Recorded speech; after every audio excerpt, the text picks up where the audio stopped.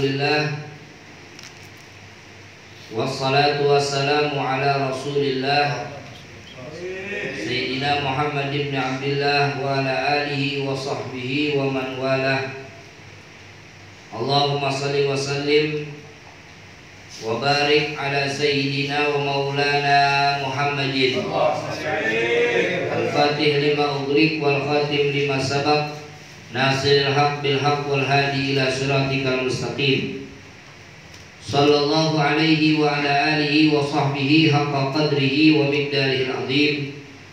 Qalu subhanaka la ilma lana illa ma 'allamtana innaka antal alimul hakim. Wa tub alaina innaka antat tawwabur rahim. Rabbi shrah li sadri wa yassir li amri wahlul 'uqdatam min lisani yafqahu qawli. Amin amin ya rabbal alamin. Hadratil mukarramin wal muhtaramin ma'asyiral muslimin rahimakumullah. Pertama-tama marilah kita panjatkan puji syukur kehadirat Allah Subhanahu wa taala atas anugerah yang Allah limpahkan kepada kita semua. Anugerah iman, anugerah Islam, sehat afiah, panjang umur, hingga pada malam hari ini kita dapat bersama-sama berkumpul dengan izin Allah Subhanahu wa taala untuk bersama-sama berzikir kepada Allah Subhanahu wa taala dan mempelajari daripada tuntunan agama. Alhamdulillah, pada malam hari ini Allah kumpulkan kita di majlis taklim dan zikir Sulukul Hidayah. Mudah-mudahan kehadiran kita dan hadirnya kita di tempat yang mulia ini senantiasa kita semua selalu diberikan taufik hidayah oleh Allah Subhanahu wa taala, dan Allah Subhanahu wa taala senantiasa limpahkan keberkahan kepada kita semua. Amin ya rabbal alamin. Salawat dan salam semoga tercurah limpahkan kepada baginda Nabi besar Muhammad sallallahu alaihi wa ala alihi wa sahbihi wasallam, dan juga kepada keluarga serta para sahabat-sahabatnya. Ma'asyiral muslimin rahimakumullah. Di dalam menjalani kehidupan di bumi ini, maka jadilah kita sebagai hamba Allah Subhanahu wa taala dalam kehidupan ini jangan sampai lepas dari dua perkara. Jadilah hamba yang senantiasa mengingat dua perkara dan jangan pernah lepas dari dua perkara ini, yakni jadilah hamba yang senantiasa menyeru kepada kebaikan. Jadilah hamba yang senantiasa mengajak orang-orang untuk berbuat baik. Dan juga jadilah hamba yang menjauhi segala larangan Allah Subhanahu wa taala. Dan ketika engkau dan kita semua menyeru kepada kebaikan, mengajak orang lain berbuat baik, maka kita hendak menjadikan diri kita adalah orang yang pertama melakukannya.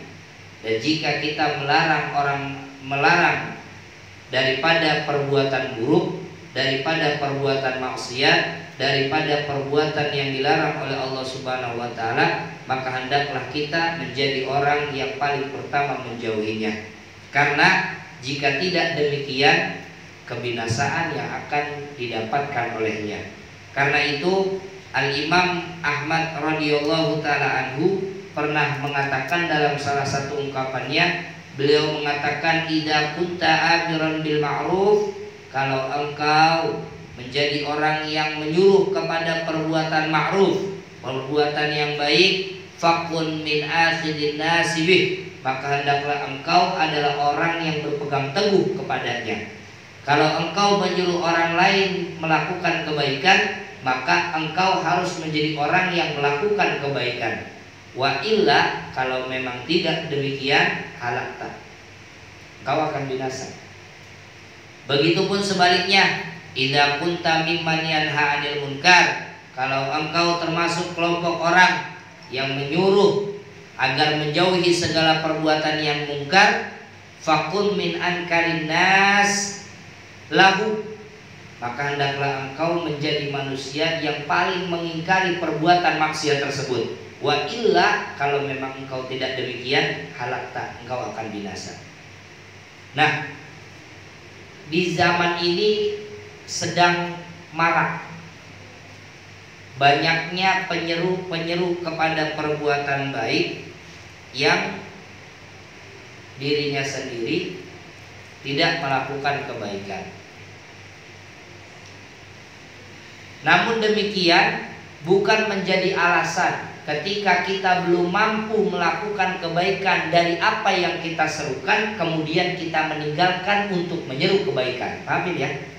Awas nih. Mungkin kita adalah orang yang kadang-kadang kita ajak teman kita, saudara kita, kerabat kita untuk melakukan kebaikan, untuk melakukan suatu kebaikan. Dan di situ juga kita adalah orang yang belum melakukan kebaikan itu. Jadi kita suruh orang berbuat baik, namun kita belum melakukan perbuatan baik tersebut.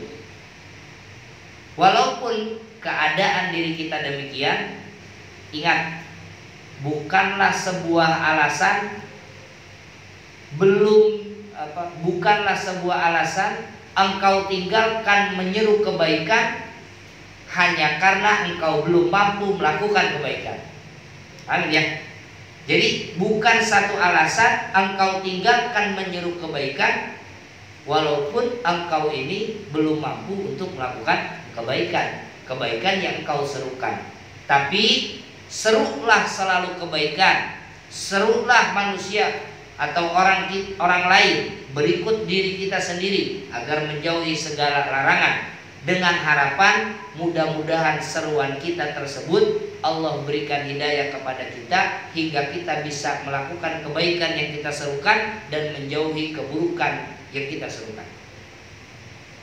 Jadi bukan suatu alasan seorang meninggalkan menyeru kebaikan hanya karena dia belum mampu melakukannya. Jadi bagaimana? Tetap dan harus kita menjadi orang yang menyeru kebaikan. Waktunya ngaji di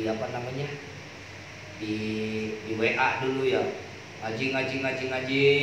Jangan lupa datang. Yang nyaut itu ya subhanallah.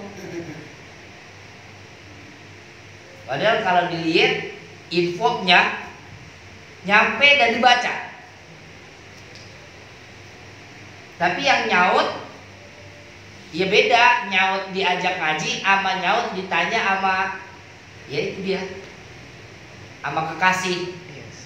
Kalau dipanggil sama kekasih baru nyebut assalamualaikum aja, masya Allah, itu kita nerimanya subhanallah, beda dengan yang lain.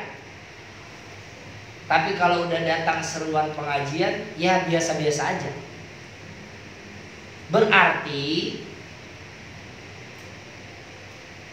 kita semua masih dalam masa atau fase-fase taklid, memaksa diri kita untuk berada di tempat baik walaupun kita belum merasakan manisnya berada di tempat yang baik. Paham ya? Walaupun kita belum pernah merasakan manisnya di tempat yang baik dan belum mendapatkan kekhusyuan ketika kita berada dalam lingkungan kebaikan. Saya pernah sampaikan, ketika seorang bertanya kepada seorang ulama, ada orang bertanya kepada seorang ulama tentang keadaan dirinya yang dia berzikir, dia menyebut nama Allah, dia menyebut nama Rasulullah SAW, tapi belum juga mendapatkan kekhusyuan dari zikir yang ia baca, belum bisa menghadirkan hatinya dari kalimat-kalimat yang ia baca dalam bentuk zikir kepada Allah Subhanahu wa taala. Kemudian kata ulama tersebut menjawab pertanyaan dari orang yang bertanya kepadanya. Kata ulama ini bilang, bersyukurlah kepada Allah Subhanahu wa taala yang telah menggerakkan lisanmu untuk menyebut namanya.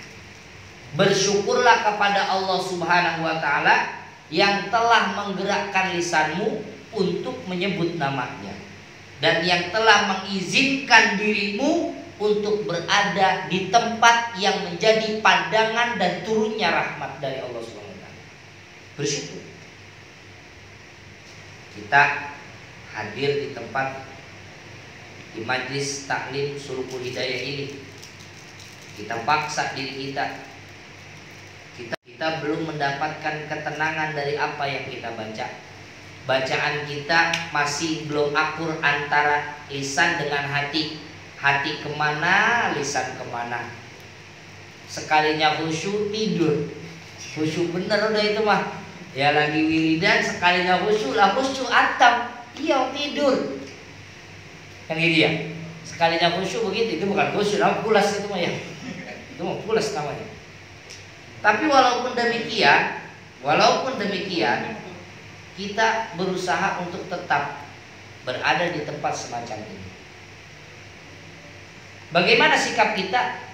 Bersyukurlah kepada Allah yang telah memperjalankan engkau dari rumahmu menuju tempat semacam ini. Karena duduknya kita di tempat ini, mampunya kita menyebut namanya, itu merupakan izin dari Allah Subhanahu wa Ta'ala. Di balik itu semua, Allah Subhanahu wa Ta'ala menghendaki kebaikan untuk kita. Maka pahamilah hal ini supaya kita jangan sampai tertipu. Nah, kaitannya dari ungkapan tersebut yang telah diungkapkan oleh Al-Imam Ahmad radhiyallahu taala anhu, yang telah tadi Al-Fakir sampaikan, kaitannya dengan pelajaran kita dari kitab Bidayatul Hidayah ini adalah hendaklah kita berusaha untuk memiliki perhatian. Jadi belajar ya harus, tapi di samping belajar kita pun harus memiliki perhatian dengan pelajaran itu. Kalau belajar hanya sebatas belajar, ya nggak akan kelihatan hasilnya. Ya untuk pahala ya dapat. Kalau untuk membahas pahala dapat. Toh di dalam hadis Nabi Muhammad SAW pun telah menyebutkan bahwasanya orang yang duduk di majlis ilmu, begitu ya, maka lebih afdol dibandingkan sholat 1000 rakaat. Itu pahala, dalam bentuk pahala. Tapi ingat, tanpa ada perhatian kita terhadap apa yang ada di majlis ilmu, maka tidak mungkin kebaikan-kebaikan yang telah Allah persiapkan akan kita raih dan kita dapatkan. Gak mungkin. Karena sebagaimana ungkapan yang pernah diungkapkan oleh guru kita dan guru kami, Abu Yaki Haji Hamzah Hamdani, pernah menyampaikan asyan kulasyan fi ta'wil. Semuanya itu seukuran bagaimana cara kita mengagungkan dari apa yang sedang kita lakukan. Seorang yang sedang belajar, bagaimana cara dia mengagungkan pelajaran. Seorang yang sedang berkhidmat, bagaimana cara dia mengagungkan dalam khidmatnya. Semuanya terletak dalam pengagungan. Bahkan orang yang mengerjakan sholat pun, sekalipun orang yang mengerjakan sholat itu akan membuahkan hasil seukuran bagaimana cara dia mengagungkan dari perbuatan sholat yang dia kerjakan. Karena itu kita ingin mendapatkan hasil dari apa yang kita pelajari, hasil dari apa yang telah kita mengerti, hasil dari apa yang kita telah pahami di setiap ilmu yang diperdengarkan kepada kita dalam pertemuan-pertemuan di majlis-majlis taklim, khususnya di majlis taklim malam ini, yaitu majlis taklim Sulukul Hidayah. Karena itu Al-Imam Ghazali mengingatkan kepada kita, ha ana musyirun alaika bi bidayatil hidayah. Nah, sekarang aku akan memberikan kepada engkau suatu isyarat, wahai orang yang menghendaki kebaikan. Jadi kata Imam Ghazali, wahai orang yang menghendaki kebaikan, aku akan isyaratkan kepadamu bibidayatil hidayah, dengan menjelaskan awal mula untuk meraih hidayah. Permulaan untuk kita bisa menggapai hidayah. Hidayah ini selalu kita minta, bahkan dalam sholat pun kita meminta hidayah. Ihdinas siratal mustaqim. Orang yang telah memeluk agama Islam berarti dia telah mendapatkan hidayah dari Allah dalam bentuk agama. Tapi apakah hanya sebatas menjadi seorang muslim? Tidak. Kita mesti melakukan hal-hal yang menunjukkan kepribadian seorang muslim. Itu memerlukan hidayah lagi. Makanya di setiap sholat kita meminta kepada Allah, ihdinas siratal mustaqim. Ya Allah, tunjukkanlah kepada kami, berilah kami hidayah jalan yang lurus. Siratal ladzina an'amta alaihim, yaitu jalannya orang-orang yang telah engkau beri nikmat. Siapa mereka? Para nabi. Siapa mereka? Para rasul alaihi wassalatu wassalam. Siapa mereka? Orang-orang salih. Mereka adalah orang-orang yang telah diberi nikmat oleh Allah Subhanahu wa taala. Ghairil maghdubi, bukan jalan yang dibenci, orang-orang yang dibenci, waladhdallin, dan orang-orang yang tersesat. Yahudi Nasrani, bukan jalan mereka yang kita cari. Kita tidak mencari jalan orang Yahudi, kita tidak mencari jalannya orang Nasrani, tapi yang kita cari adalah jalan orang-orang yang telah diberi nikmat oleh Allah Subhanahu wa taala, dan mereka adalah para anbiya wal mursalin, dan orang-orang yang mengikuti jejak mereka, para ulama-ulama kita. Karena itu kata Imam Ghazali, ha ana musyirun alaika bi bidayatil hidayah. Aku berikan isyarat kepada engkau, wahai orang yang menghendaki kebaikan, dengan menjelaskan awal atau permulaan untuk bisa menggapai hidayah. Perhatikan dari apa yang akan kujelaskan ini, litujarriba bihi nafsak wa tamtahina bihi qalbak, agar engkau dapat menguji hatimu dengan apa yang akan kujelaskan dalam kitab ini. Jadi isi dari kitab ini kita akurin, kita samain dengan kepribadian kita. Apakah yang ada di sini merupakan sesuatu yang kita inginkan atau sebaliknya? In sadaqta qalbuka ilaiha ma'ilan wa nafsuka biha mutau wa'atan walaha qabilah falunaka taqallu ila nihayat wa taghalghul fi biharil ulum. Jika hatimu, dari apa yang akan kujelaskan di dalam kitab ini, gitu, dari tuntunan yang akan kujabarkan dari kitab ini, begitu dan kira-kira ungkapan dari Imam Ghazali.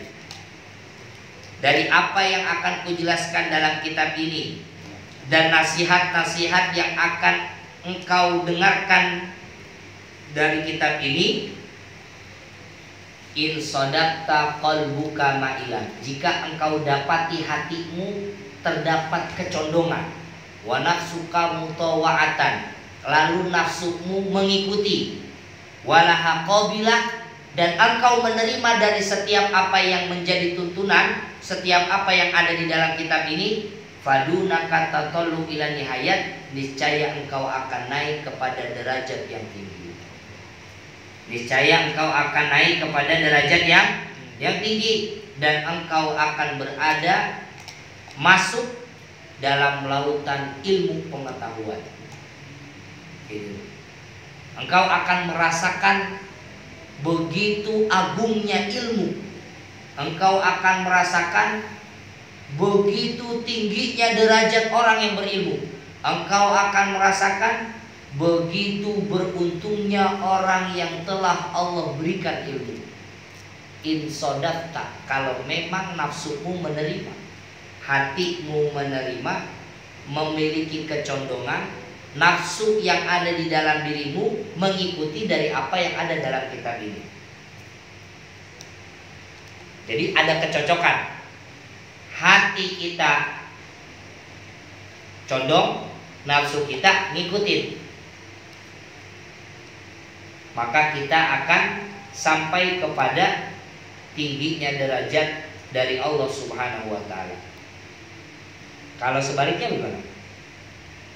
In sodaqta qalbuka inda muwajahatika iyaha, kalau memang hatimu ketika mendengarkan apa yang akan kujelaskan dalam kitab ini musawwifan, menunda-nunda, wabil musawwifan, ya menunda-nunda, wabil amal bimuqtadhaha mumatilan, dan untuk mengamalkan dari kandungan kitab ini masih saja mumatilan, ya masih menunda-nunda, ya kita masih menunda. Jadi isi daripada kitab ini, jika hatimu menerima dan nafsumu mengikuti, karena ilmu hanya untuk diamalkan, ilmu bukan untuk didongengkan, ilmu bukan untuk diceritakan sama orang, tapi ilmu menuntut kita untuk mengamalkan. Ini orang seneng ngedongeng, saya pernah, itu udah, itu dongengmu, itu ceritamu. Kalau dulu mah ngaji begini, begitu, sekarang ngaji enggak. Terus buat apa ceritanya? Gitu ya. Ya orang ini, ya itu. Makanya kita jangan menjadi orang yang senang cerita, hanya bercerita gitu. Hanya cerita, omdo, omong doang. Hanya omong doang. Nah, kita ini dituntut untuk beramal. Beramal dari apa yang sudah kita ketahui. Berarti duduk di majelis ilmu nggak ada santai di dalamnya. Boleh kita ngopi, boleh kita habis ngaji makan-makan, tapi ingat tugas kita belum selesai di situ. Jadi jangan salah kalau misalkan udah ngaji aja, kalau ngaji mah pasti kenyang ente. Di situ ada kopi, di situ ada makanan habis ngaji, enak deh pokoknya. Di AC-in, Masya Allah, gitu ya. Kipas, ngantuk-ngantuk kita ngaji, udah enak bener dah. Fabi ayyi ala'i rabbikum tukadiban, itu dalilnya dia Pak. Nikmat mana lagi yang akan kau dustakan? Udah enak semuanya. Tapi kita bukan berhenti kepada makanan. Ya apa bedanya kita sama binatang kalau hanya sebatas mikirin perut? Kita tidak berhenti di situ, tapi kita melanjutkan untuk lebih giat dalam beramal. Kita lebih giat untuk menjawab setiap panggilan dari apa yang sudah kita ketahui di setiap perkumpulan-perkumpulan yang di situ kita dinasehati, yang di situ kita diperdengarkan ayat Al-Qur'an, yang di situ kita diperdengarkan sabda Rasulullah Muhammad sallallahu alaihi wa ala alihi wasallam. Subhanallah. Setan tuh pinternya membungkus keburukan dengan kebaikan. Menurut kita baik, tapi ternyata di balik itu keburukan di sini. Itu setan tuh pinternya. Maka kalau momen tinggi-tinggian ilmunya, ya tinggian ilmu setan. Karena itu ilmu hanya sebatas sarana, bukan yang menentukan. Ilmu itu sarana, bukan yang menentukan. Yang menentukan itu adalah bagaimana engkau menjawab dari setiap ilmu yang kau ketahui. Makanya ilmu itu bukan apa yang engkau pajang di lemarimu, buku-buku, bukan. Ilmu itu bukan sebanyak mana engkau baca, bukan. Tapi sebanyak amalmu, itulah ilmu. Sebanyak amalmu, itulah ilmu. Terus segitu ilmu kita.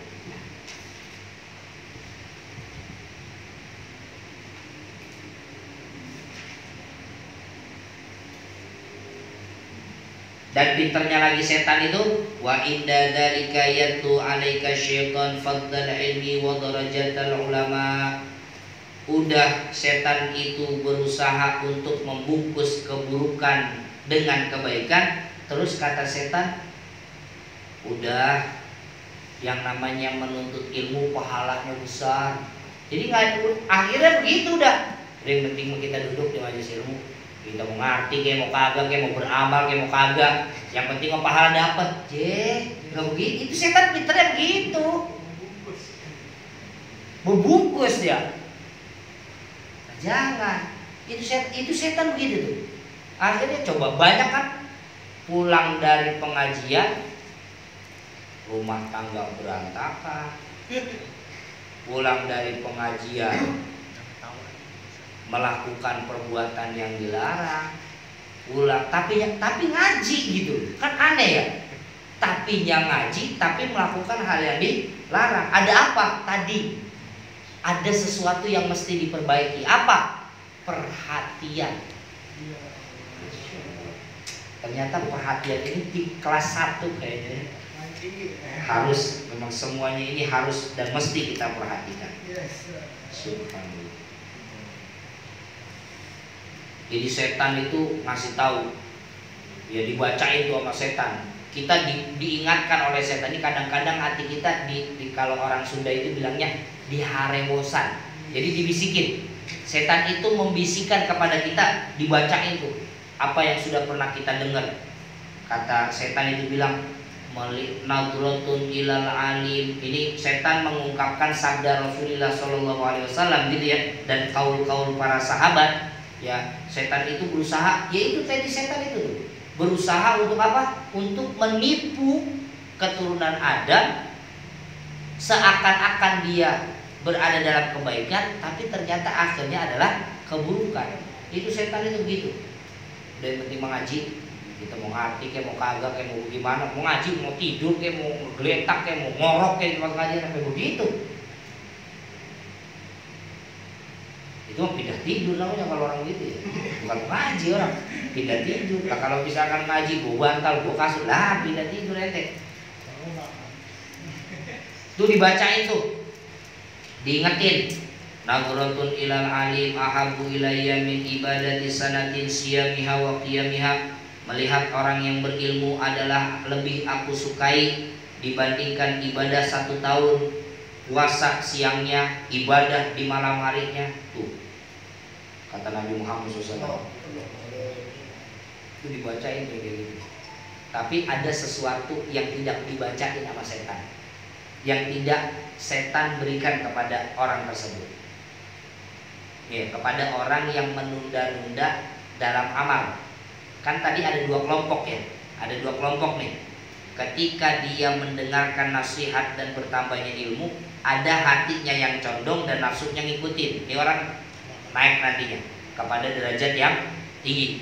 Ada orang yang dengar nasihat, nambah ilmu, tapi untuk beramal masih menunda. Nah, orang yang menunda-nunda dalam amal ini adalah orang yang sedang ditipu oleh setan, maksudnya gitu. Ingat ada sabda Nabi Muhammad SAW, man izdada ilman walam yazdad hudan lam yazdad minallah illa bu'dan.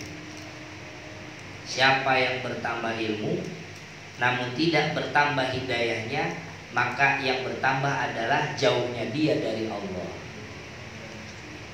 Jadi ternyata yang berilmu semakin jauh dari Allah. Kenapa?